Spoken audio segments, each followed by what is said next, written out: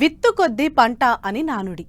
విత్తనం నాణ్యత, జన్యు స్వచ్ఛత పైన పంట దిగుబడి ఆధారపడి ఉంటుందనడంలో ఎటువంటి సందేహం లేదు. ఇక సాగులో అధిక దిగుబడి సాధించడానికి మనం చేపట్టే యాజమాన్య, సస్యరక్షణ చర్యలు కీలక భూమిక పోషిస్తాయి. వీటన్నింటి కలయికే నాణ్యమైన విత్తనోత్పత్తి. తెలుగు రాష్ట్రాల్లో ఖరీఫ్, రబీ సీజన్లలో ఏటా దాదాపు 42 లక్షల హెక్టార్లలో వరి సాగు చేస్తున్నారు. మరి ఇంత విస్తీర్ణానికి విత్తనం సరఫరా చేయాలంటే విత్తన సంస్థలకు రైతులు, పరిశోధనా స్థానాల తోడ్పాటు తప్పనిసరి. సొంతంగా విత్తనం తయారు చేసుకోవటం వల్ల రైతుకు ఖర్చు తగ్గటంతో పాటు కొంత అదనపు ఆదాయం లభించే అవకాశం ఉంది. అయితే నాణ్యమైన విత్తనం తయారు ఎలా చేసుకోవాలో ఇప్పుడు ఆ వివరాలు చూద్దాం.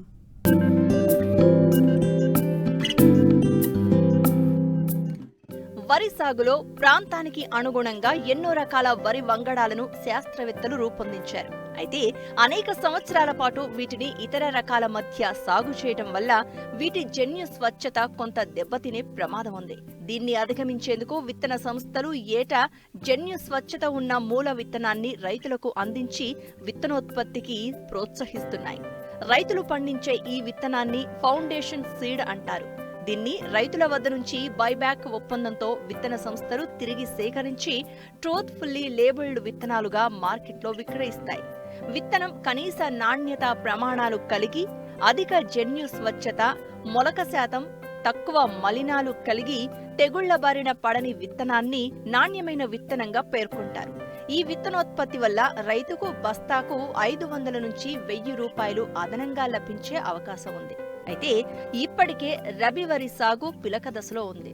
రైతులే స్వంతంగా నాణ్యమైన విత్తనోత్పత్తిని చేసుకోవాలంటే ఎలాంటి జాగ్రత్తలు పాటించాలో తెలియచేస్తున్నారు మారుటేరు ప్రాంతీయ వ్యవసాయ పరిశోధనా స్థానం శాస్త్రవేత్త డాక్టర్ టి శ్రీనివాస్.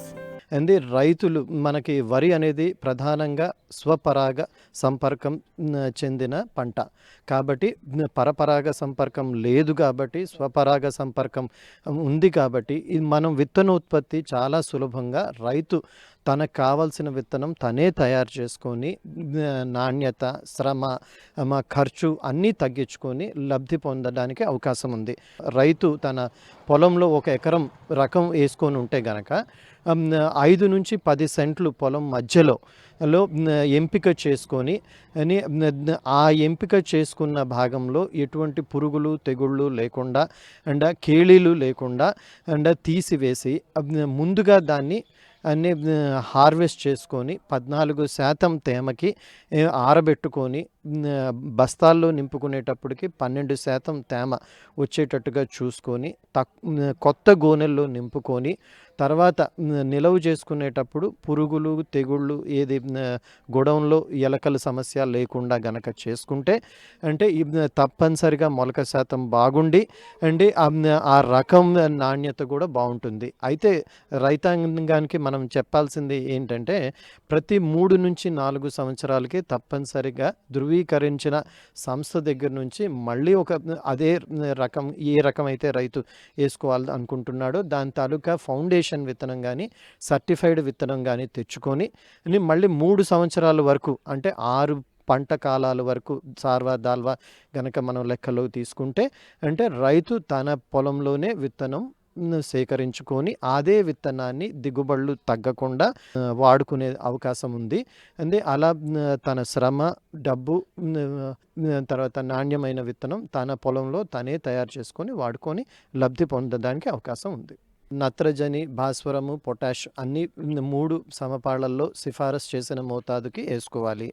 చాలా ప్రాంతాల్లో పొటాష్ అనేది వేయడం లేదు. ఈ పొటాష్ అనేది వేయనప్పుడు మనకి గింజ నాణ్యత రాదు, అలానే గింజ నూక అయిపోవడానికి కూడా అవకాశం ఉంటుంది. నత్రజని ఎక్కువ మోతాదులో వేసినప్పటికి కూడా మనకి నూక శాతం ఎక్కువగా రావడానికి అవకాశం ఉంటుంది. సో బ్యాలెన్స్డ్ ఫర్టిలైజేషన్ అంటే సమపాళ్లలో సిఫారసు తెలియజేసిన మోతాదులో మనం నత్రజని, భాస్వరం మరియు పొటాష్ ఎరువులు వేసుకోవాల్సిన అవసరం ఉంది. అలానే పురుగులు, తెగుళ్ళు కూడా మనం సకాలంలో నివారించుకోకపోతే గింజ నాణ్యత, విత్తనం ఒక నాణ్యత మనకి పడిపోతుంది. సో అగ్గి తెగులు, మెడవిరుపు తెగులు వచ్చినప్పుడు కూడా మనకి గింజ నాణ్యత పడిపోతుంది అది విత్తనానికి పనికిరాదు. రసం పీల్చే పురుగులు వచ్చినప్పుడు కూడా మనకి నూకగా గింజ నూకైపోతుంది మనకి ముడి బియ్యపు శాతం తగ్గిపోతుంది.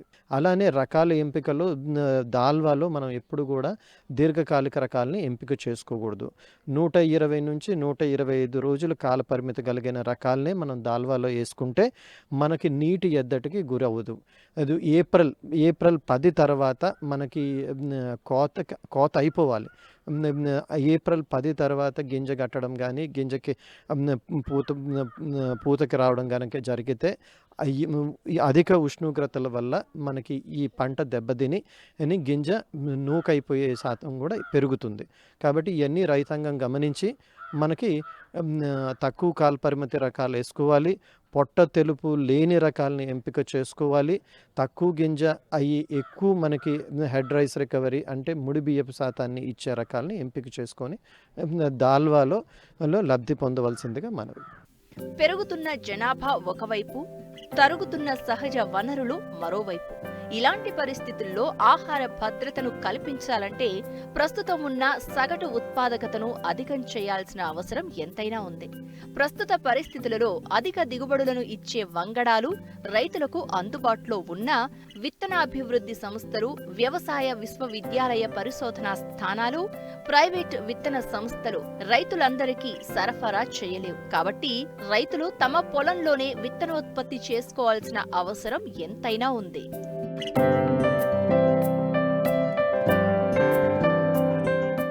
మట్టి మనిషి కార్యక్రమంలో చిన్న విరామం.